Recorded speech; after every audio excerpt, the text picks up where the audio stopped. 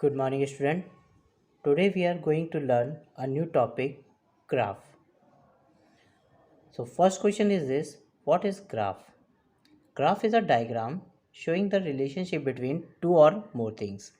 तो ग्राफ का जो है वो एक तरीके का डायग्राम है जो कि दो या दो से अधिक थिंग्स के बीच में रिलेशनशिप को शो करता है. Okay student, that is a graphical representation. Okay, now types of graph. There are so many types of graph. First is pictograph, second is bar graph, third is histogram, then line graph and pie graph. Okay student, standard 6 में आप लोगों ने pictograph के बारे में पढ़ा था. इसमें रिप्रेजेंट जो भी डेटा था उस डेटा का रिप्रेजेंटेशन हम लोग किसके थ्रू करते थे? पिक्चर्स के through, right. Now in standard 7 we will learn bar graph. Okay, in bar graph, a bar graph is a pictorial representation of the numerical data with the help of bars. Okay student, तो bar graph में जो भी representation होता है वो representation किसके through होता है? बार्स के थ्रू होता है.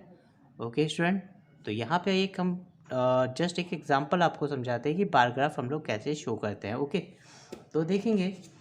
तो जब भी हमें बार ग्राफ बनाना होता है तो सबसे पहले हमें एक्सिस ड्रॉ करने होते हैं. तो इस तरह से हम एक वर्टिकल लाइन और एक हम हॉरिजॉन्टल लाइन ड्रॉ करते हैं. और ये वर्क जो है वो हम लोग किस में करेंगे? ग्राफ पेपर्स में करेंगे. ओके, तो इस तरह से हम लोग दो एक्सिस ड्रॉ करते हैं.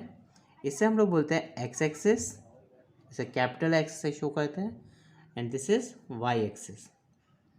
ओके स्टूडेंट, अब ये दोनों एक्सिस जिस पॉइंट पे इंटरसेक्ट करते हैं वो पॉइंट हमारा कहलाता है ओरिजिन, और ओरिजिन को हम लोग शो करते हैं ओ से, राइट.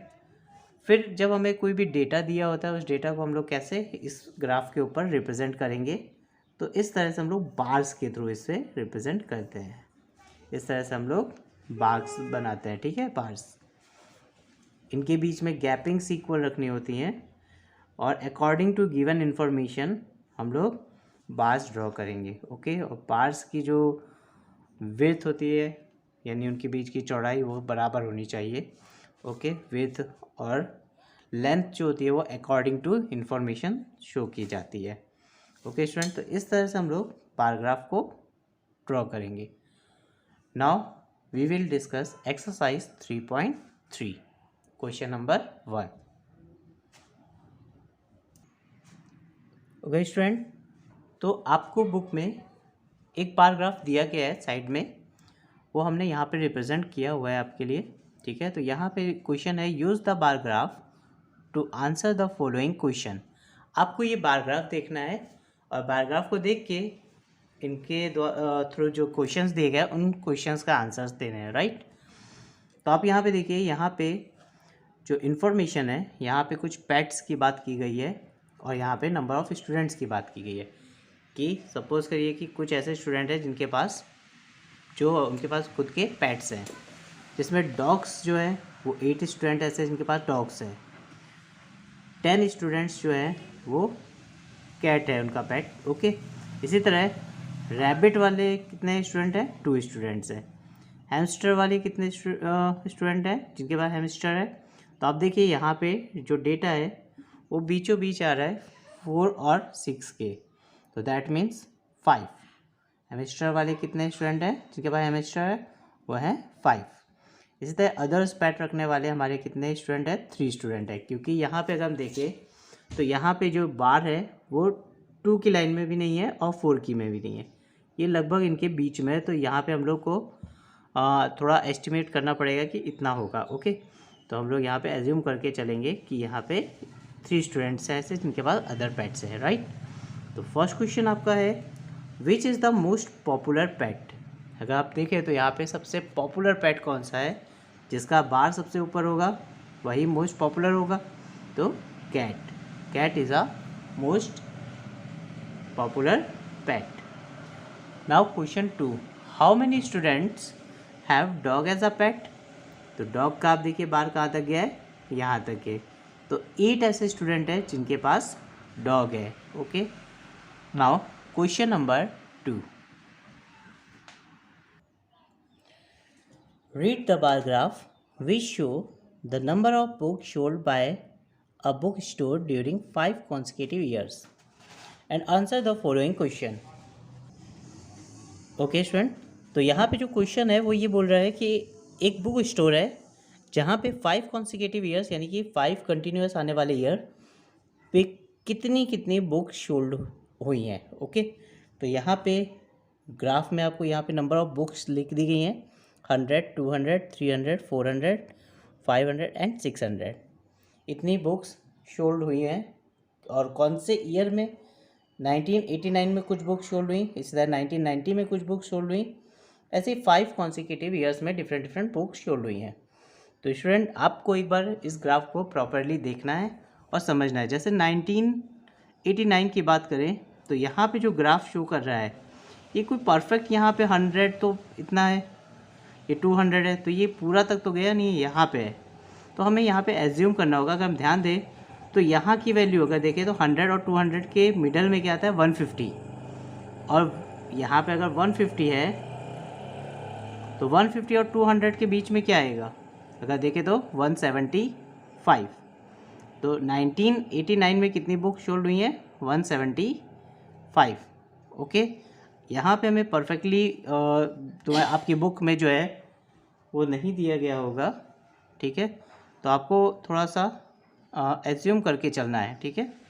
तो जैसे यहाँ तक तो आपको क्लियर पता चल रहा है 100, यहाँ पे 200 और ये मिडल पॉइंट है, तो दैट मीन्स ये 150 होगा, और 150 और 200 के बीच में जो आएगा वो 175 होगा। ओके, तो हम 1989 में क्या समझ के चलेंगे? 175।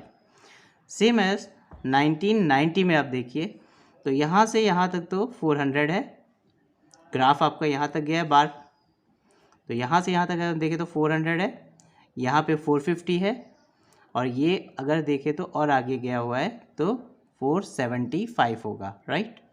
तो इसकी वैल्यू हम लोग क्या कंसीडर करेंगे? 475, यानी कि 1990 में कितनी बुक सोल्ड हुई? 475। ओके, नाउ 1991 में देखते हैं कितनी बुक सोल्ड हुई। यहाँ तो क्लियर आपको दिख रहा है कि 300 बुक सोल्ड हुई हैं, राइट। इसी तरह 1992 में चेक करिए, तो 1992 में अगर हम ध्यान से देखें तो हमारा जो डेटा है वो यहाँ तक बाहर जा रहा है, तो 200 तो यहाँ पे है और ये 25 समथिंग होगा, तो 225 इसे हम कंसीडर करेंगे, राइट।